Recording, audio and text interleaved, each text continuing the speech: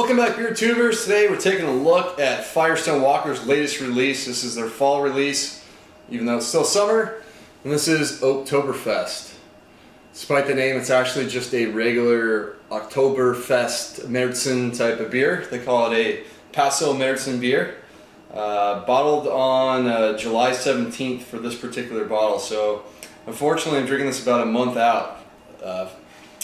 Which I wish I preferred fresher. It's a 5% beer, so it sounds like they're doing a pretty traditional style. And I have never seen that much carbonation in a 12-ounce bottle that I don't believe is bottle conditioned. It's just going nuts.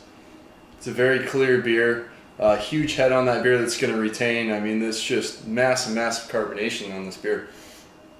Pours out maybe slightly on the lighter side of what I think the style should be, but if you go to Germany, I guess the style is shifting to paler and paler colors, but it's kind of like that deep gold color, bright white head on there. Let's get the aroma.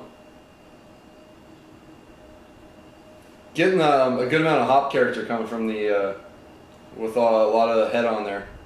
Just very floral, grassy hop notes, spiciness, a lot of spiciness actually. Yeah, kind of a peppery spiciness, floral, grassy note.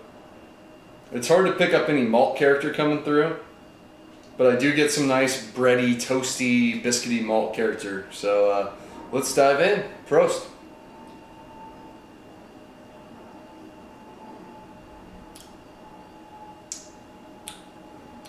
Yeah, it's nice. Maybe a touch on the hoppier side than maybe some of the German Oktoberfest.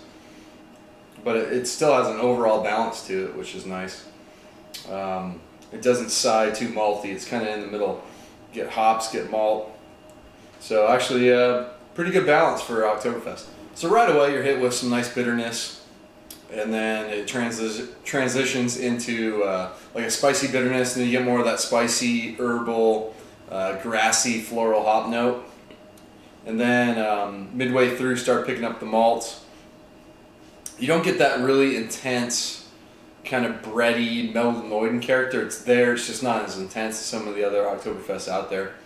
But yeah, bready, biscuity, that kind of Pilsner, grainy characters in there. And then that sweetness kind of fades and kind of balances out on the end, and it kind of has like a cracker-like finish to it. Very dry. Maybe some of that the hop characters coming through, but very dry on the finish. So the beer itself's not terribly complex, but I think I've had some other Marzens that have been a little more complex than this one, though. I do like the hop character they got on it. It's really refreshing, kind of with that huge carbonation level. This beer's actually been produced on draft for several years now. It's the first time they're actually bottling it. My impression is I remember it being better on draft, and I don't know if that's a freshness thing or what, but yeah, I tend to at least prefer it on draft more, if not some of the past versions of it. But it's still a solid beer from them. It's it's a good solid type of B type of beer. Nothing to get terribly excited. Still glad I bought a 6-pack of it though. It's something to kind of change up between the sours, the farmhouse ales, the IPAs, the stouts. So it's always nice to go a little more traditional. So hopefully I'll pick up some more traditional, actual German beers to review as we get closer to fall. But that's going to wrap it up for Firestone Walker's Oktoberfest. We're trying if you're in the mood for an Oktoberfest. To me, I'm not yet because it still feels like summer. It's still summer heat, but I wish it was fall already. So that's going to wrap this one up. Until next time, please comment and subscribe. Cheers.